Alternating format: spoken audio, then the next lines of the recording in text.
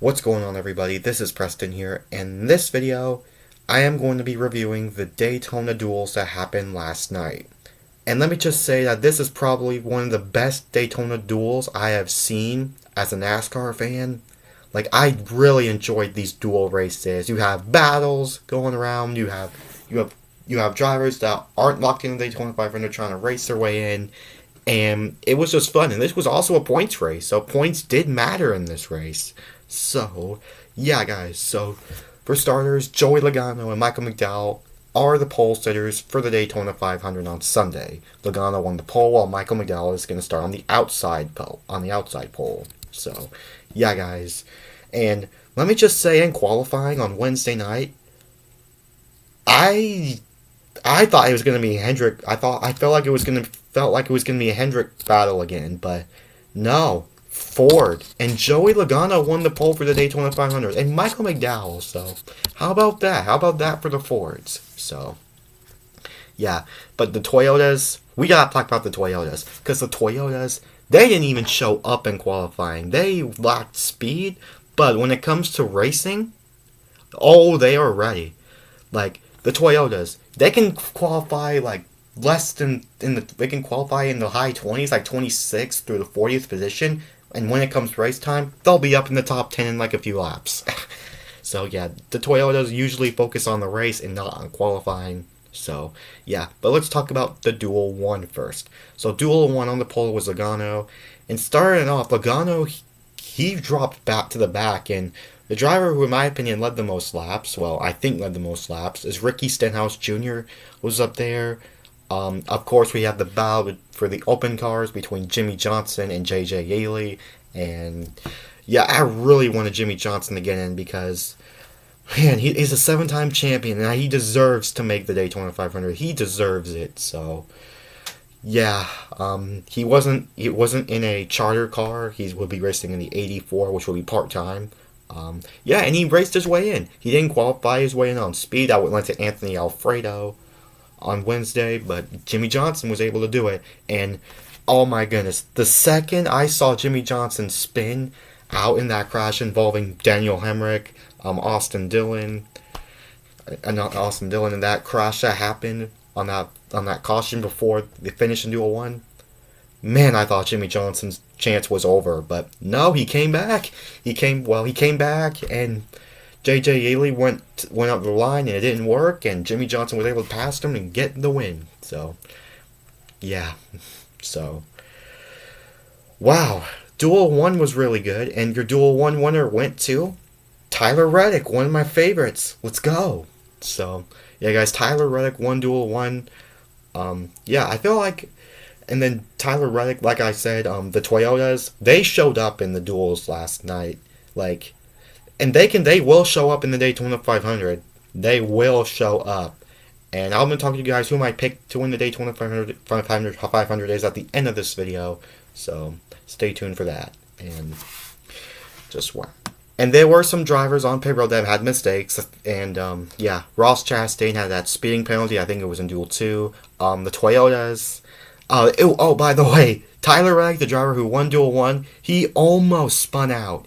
He almost spun out trying to get in the pit road. That was intense. That led to Mark Truex Jr. having some sort of communication issue that forced him to pit with some of the other manufacturers. So, yeah. Man, Duel 1 was good, but Duel 2, just as good. And yeah, guys, so Tyler Reddick won Duel 2, and Christopher Bell, on a last lap pass, won Duel 2. And just like Tyler Reddick, passed Chase Elliott to get the win. And yeah, guys, we're going to talk to you guys about the starting grid for the Daytona 500 towards the end of this video. But yeah, so let's talk about Duel 2.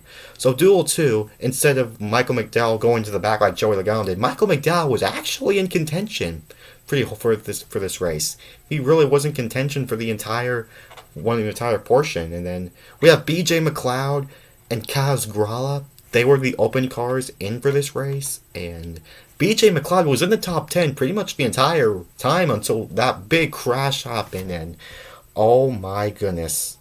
That crash involving Blaney, dude, ouch, that hurts. I'm glad he's okay, though.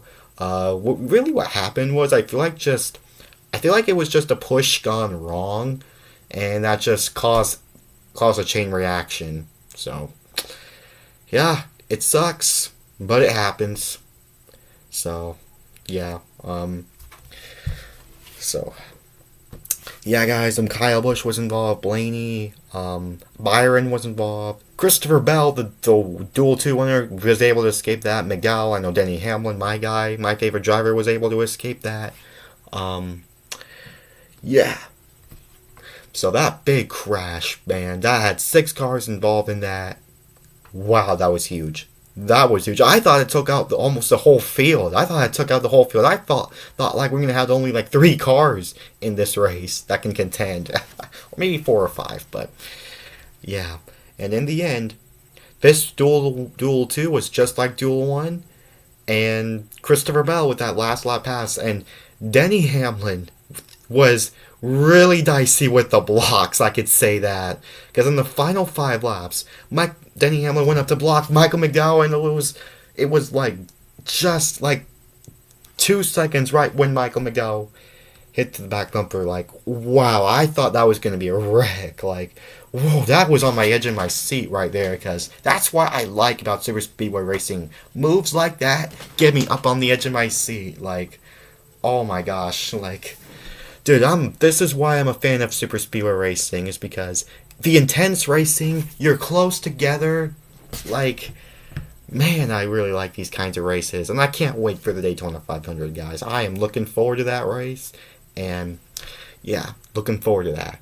And McDowell, after that, he was like, nope, so long, bye-bye, and let the rest of the field handle it. So, and yeah, and Denny Hamlin was leading, and then on the last lap, he tried to throw another block, didn't work, and Christopher Bell was able to move on, was able to head on and get the win. And Toyotas, they're here.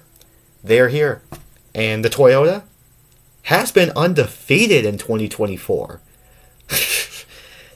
Man, the 2024 and the new Toyota Camry body has not lost a race this year.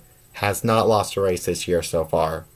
And yeah, guys, if you want to know my pick for the Daytona 500, I'm picking, like I said in my winners predictions video I made a couple weeks ago, I'm predicting Chris Buescher to win the Daytona 500 this year. He was close last year. He was up front for a bit last year.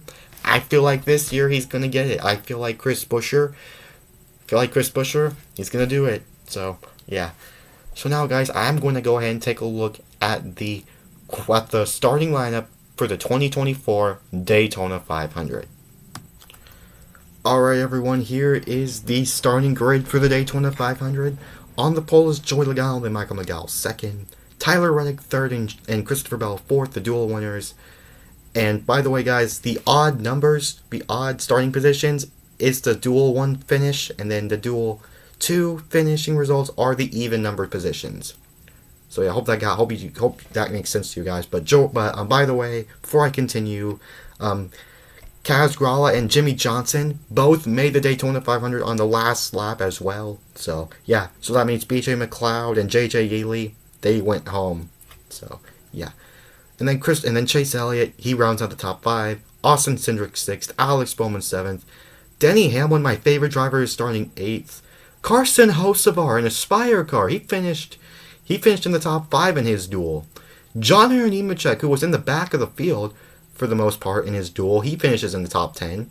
Eric Jones 11th, he was up front. He had a good car in Duel 1. Harrison Burton 12th, will start 12th. Daniel Suarez 13th. What about Zane Smith in 14th? Wow. Ty Gibbs 15th, Brad Keselowski 16th, Kyle Larson 17th, William Byron 18th, Chris Buescher 19th. Running at the top 20 is Chase Briscoe. Then it's Ross Chastain 21st, Justin Haley 22nd. Jimmy Johnson will start 23rd in the Daytona 500, but I'm not sure if he's going to go to a backup car or not. We're going to have to wait and see. Bubba Wallace, one of my other favorites as well, 24th. Ryan Preece 25th. Kaz Grala will go 26th. Martin Truex Jr. 27th. AJ 28th. Corey LaJoie 29th, and Josh Berry had some sort of mechanical problem in his duel. He will start 30th. Then Todd Gillen 31st, Ryan Blaney 32nd, which I think these cars might have to go to backup cars or something. So yeah, Ryan Blaney 32nd, Austin Dillon 33rd, Kyle Busch 34th. I know he has to go to a backup. Stenhouse Jr. in 35th. Riley Herbst 36th. I think Stenhouse was involved in that crash in Duel 1 with Austin Dillon and Jimmy Johnson and Daniel Hemrick with that stack up. Riley Herbst and Noah Gragson, they were up front in their duels together, the Las Vegas boys, but I think they ended up crashing out in their duels. But yeah, they ended up crashing in Duel 2. Daniel Hemrick 37th, Noah Gragson 38th, Anthony Alfredo 39th, and 40th is David Reagan, who qualified his way in the Daytona 500 on speed. So yeah, guys, before I end this video, in conclusion, this was one of the most exciting duels I've watched as a NASCAR fan out of, I think, almost 7 years. Out of almost 7 years as I've been a NASCAR fan, this is probably one of the most best duels I've seen. One of the probably my favorite. This is my opinion, my favorite duel races that I've watched as a NASCAR fan. And yeah, guys, I'm gonna give them both of them a solid 9 out of 10. 9 out of 10 for both duel races. And yeah, guys, so this was, in my opinion, a really great duel race. And tonight is the Truck Series race. And yeah, guys, I'm looking forward to watching that. And yeah, guys, other than that, we had some great battles. The new Toyota Camry body is still undefeated. Tyler Reddick and Christopher Bell are your duel winners. Wow, the racing was really good. We had a lot of action. Man, guys, what a duels. And yeah, guys, haven't made a video in almost 2 weeks, and I'm back. So yeah, guys, what do you guys think about these duel races? Let me know in the comments below. And anyways, this is Preston signing off. Peace out.